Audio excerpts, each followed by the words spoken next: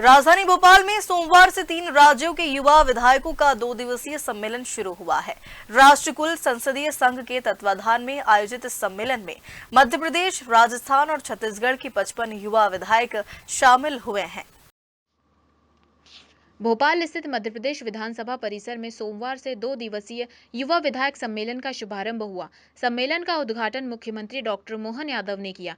इस अवसर पर मध्य प्रदेश विधानसभा अध्यक्ष नरेंद्र सिंह तोमर, कैबिनेट मंत्री कैलाश विजयवर्गीय, नेता प्रतिपक्ष उमंग सिंघार भी उपस्थित रहे और अपने अनुभव साझा किए। 2 दिवसीय इस सम्मेलन में लोकतंत्र में युवाओं की भूमिका और विकसित भारत 2047 जैसे महत्वपूर्ण विषयों पर मंथन किया जा रहा है।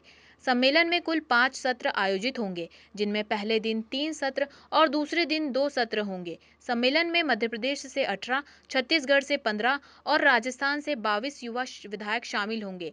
यह आयोजन युवा जनप्रतिनिधियों को संसदीय प्रक्रियाओं, बहस, कौशल और नीति निर्माण में बेहतर भूमिका निभाने के लिए एक महत्वपूर्ण मंच प्रदान कर रहा है।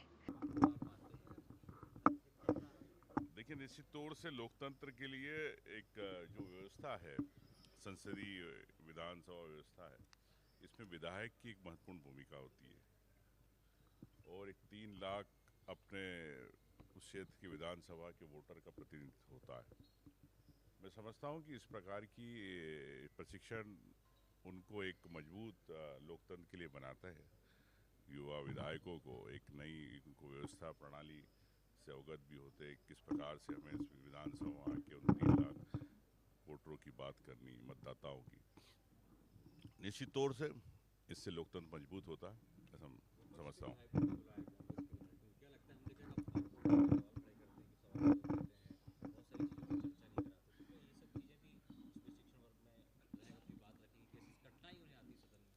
देखिए, मैं समझता हूँ कि विपक्ष अपनी बात रखता है, जनता की बात, सरकार को सुनना रहता है। सरकार करे नहीं करे अलग बात है, लेकिन मैं समझता हूँ कि ये देश लोकतंत्र ऑटोक्रेसी की तरफ बढ़ रहा है, ऑटोक्रेसी की तरफ। तो लोकतंत्र के अब नाम का लोकतंत्र होता जा रहा है। मैं श्रीमती चातुरी नंद, विधायक सरायपाली से, और आज मध्य प्रदेश में हम सब यहाँ की संसदीय परंपरा को सीखने आए हैं। बहुत सारा चीज़ यहाँ से सीख के जाएंगे और उसका क्रियान्वयन हम अपने विधानसभा क्षेत्र में करेंगे। बहुत ही अच्छा लग रहा है कि हम अपने मातृभूमि में आए हैं, क्योंकि मध्य प्रदेश और छत्तीसगढ़ पहले एक था, आज भले अलग हो गया है, लेकिन माँ तो एक ही है, भाई अलग हो गए हैं।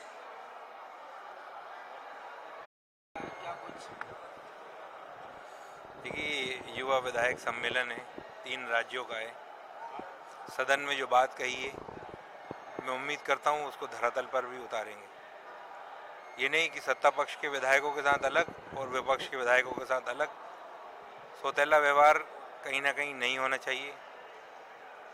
इसलिए मैं उम्मीद करता हूँ कि जो सदन में बात कही उसको धरातल पर उतारें। बुलाया गया है, लेकिन व्यवहार भी अच्छा होना चाहिए। व्यवहार में क्या फर्क दिख रहा है? नहीं, यहाँ पर कोई फर्क नहीं है। सदन में तो बहुत पुचकार के रखते हैं सबको।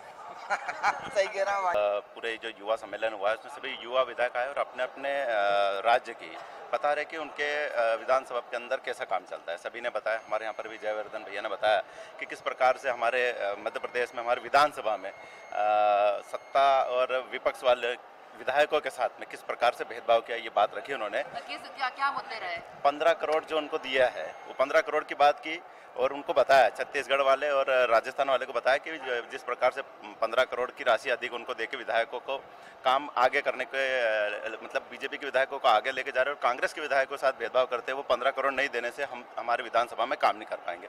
तो इस प्रकार की हमारे मध्य प्रदेश से बात रखी, जो एक थोड़ा सा ऐसा गिल्टी हो रही थी कि हमारे कांग्रेस के विधायकों के साथ में किस प्रकार से भेदभाव किया जा रहा है। क्या प्राथमिकता तय करके आए इस बार? हमने सोचा युवा सत्र है, युवा विधायकों का सम्मेलन है, इसमें हम हमारी बातों को रखेंगे और हम यहाँ से कुछ सीख के जाएंगे जो हमारे विधानसभा के लिए और हमारे प्रदेश के लिए कुछ अच्छा काम कर सके। छत्तीसगढ़ से हूँ। और खुशी हो रही है कि आज मध्य प्रदेश के विधानसभा में हमें आने का अवसर मिला है। मैं अभिनंदन करूंगी आदरणीय विधानसभा अध्यक्ष जी का, यहाँ के हमारे मुख्यमंत्री मोहन यादव जी का, कि उनके नेतृत्व में आज छत्तीसगढ़, राजस्थान, मध्य प्रदेश तीनों के विधायकों को यहाँ पे जो एक साथ एकत्रित करके विभिन्न विषयों पे जो चर्चाएं होनी है, विकसित भारत 2047 के विज़न पे जो हमें अपने विचार रखने हैं, यहाँ जो वरिष्ठ हैं उनके विचार जो सुनने हैं, तो ये सबका लाभ यहाँ से जाने के बाद निश्चित तौर पे हमें हमारे क्षेत्र में बिल्कुल मिलेगा। Thank you. बोल रहे हैं, क्या कुछ लर्निंग आप लोग देख रहे हैं? देखिए, सबसे पहले तो मैं मध्य प्रदेश विधानसभा का हृदय के अनंत गहराइयों से आभार व्यक्त करता हूं माननीय स्पीकर साहब का, मुख्यमंत्री जी का, कि उन्होंने युवा विधायक सम्मेलन रखा और तमाम क्षेत्रों से, विशेषकर छत्तीसगढ़, राजस्थान के युवाओं को भी इस कार्यक्रम में इन्होंने इनवाइट किया, बुलाया। और निश्चित रूप से विधानसभा जो है वो बहुत महत्वपूर्ण जगह होती है। एक युवा विधायक होने के नाते वहाँ की रीति नीति परंपराएं हम सभी के लिए बहुत ज़्यादा ज़रूरी होती है। और आज कई जो वरिष्ठ, जिनमें मैं सुन रहा था, विजय वर्गीय जी ने काफ़ी अच्छी चीज़ें जो है, जो एक विधायक के लिए ज़रूरी होती है, विशेषकर हम सारे लोग जो हैं, आज तमाम जो भी युवा बैठे हैं, लगभग कम उम्र के हैं, उनका राजनीतिक अनुभव उतना नहीं है।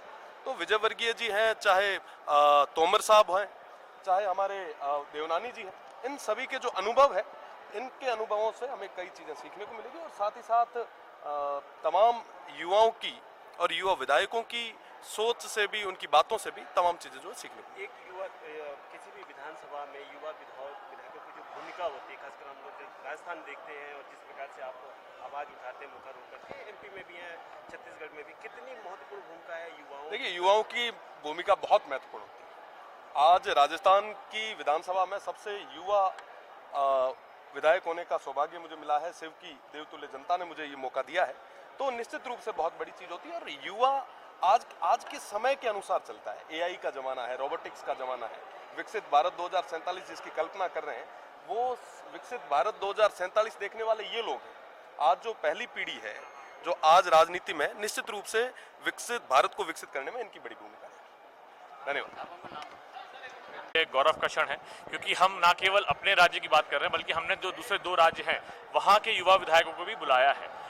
ये एक बहुत अच्छा मौका है कि मध्य प्रदेश के युवा विधायकों की आवाज़ राजस्थान और छत्तीसगढ़ तक पहुँचे, और छत्तीसगढ़ के युवा विधायकों की आवाज़, राजस्थान के युवा विधायकों की आवाज़ मध्य प्रदेश तक पहुँचे।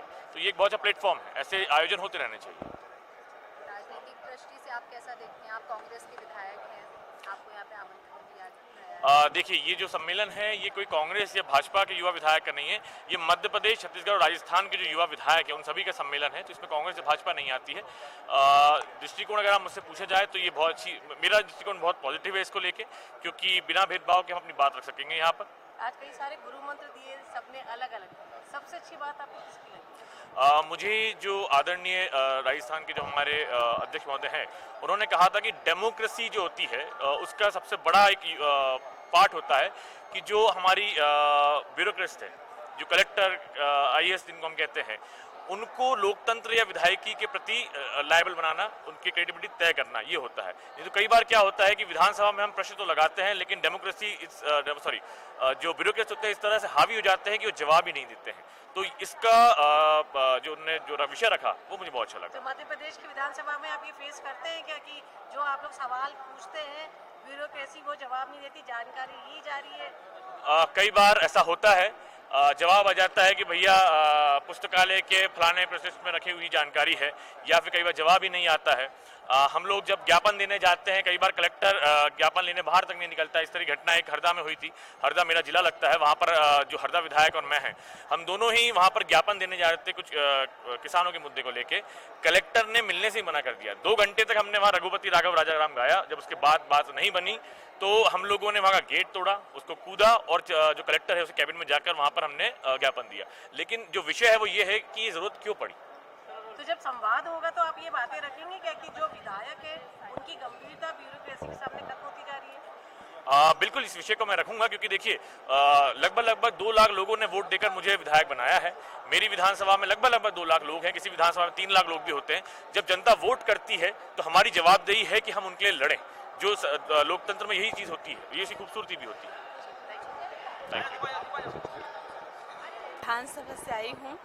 मेरे जिला पड़ता है सारंगढ़, मेरा विधानसभा पड़ता है बिलाईगढ़। अब मेरा नाम है कविता प्राण लहरी। 2 दिन बजे राष्ट्र गुरुकुल में लगा हुआ है, क्या कुछ सिखाया जा रहा है? सबसे पहले तो धन्यवाद देती हूँ सरकार को कि युवाओं को इतना सम्मान जो दे रहे हैं। हम लोग पहली बार जीत करके आए हैं। जनता ने बहुत आस्था और विश्वास के साथ बहुत कम उम्र में हमको प्रतिनिधित्व करने का, नेतृत्व करने का मौका दिया है। और जनता की समस्याओं को किस तरीक़े से हमको सदन में उठाना है, क्षेत्र के या तो शिक्षा के क्षेत्र में हो, स्वास्थ्य के क्षेत्र में हो, या जनता की कैसे हम करें कि जनता का भलाई हो सके, बच्चे कैसे पढ़े लिखे, क्षेत्र में सड़क नहर कैसे बने, इस सारे चीज़ों को एक विधायक को किस तरीके से व्यवहार देना है, विनम्रता पूर्वक रहना है, शालीनता होनी चाहिए, उसके अंदर घमंड नहीं होनी चाहिए।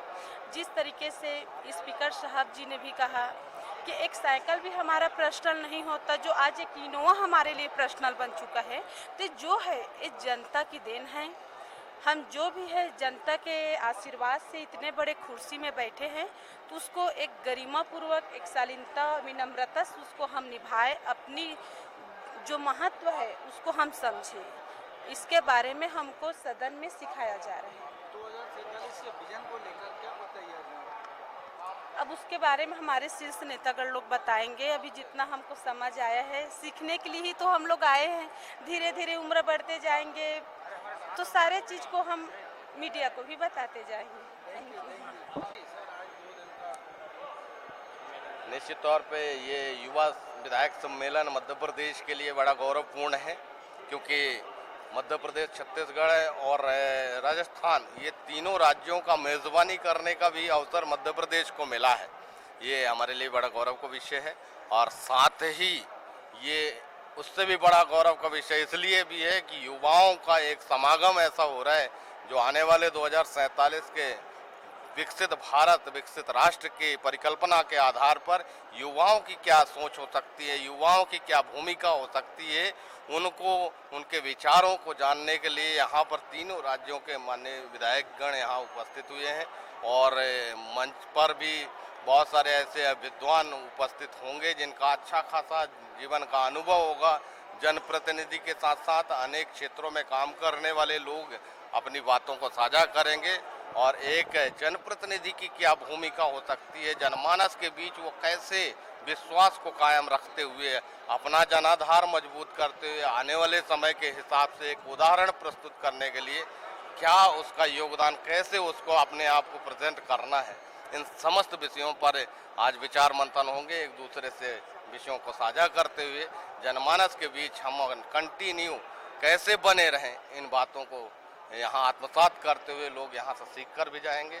और प्रेरणादायी ये निश्चित तौर पे एक प्रशिक्षण वर्ग रहेगा आने वाले 2047 में। जो आज का युवा जो अंडर 45 ईयर्स का है, उस समय जब एक अनुभव के साथ आएगा तो उस समय उसके लिए एक शेयर करने वाला विषय ये भी होगा कि विकसित राष्ट्र की जब परिकल्पना हुई थी, उस समय हम जमीनी स्तर पर उठते हुए आने वाले समय के हिसाब से हमारा क्या योगदान सुनिश्चित होता है, इस विषयों का साझा करने के लिए आज यहाँ पर उपस्थित है। आपका नाम और आप कहाँ से बोल? मैं शरद जुगलाल कोल, विधानसभा क्षेत्र व्यवहारी, मेरी आरक्षित आदिवासी सीट है, मैं आरक्षित सीट से आता हूँ।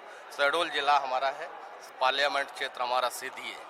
धन्यवाद। भोपाल से उमेश यादव की रिपोर्ट।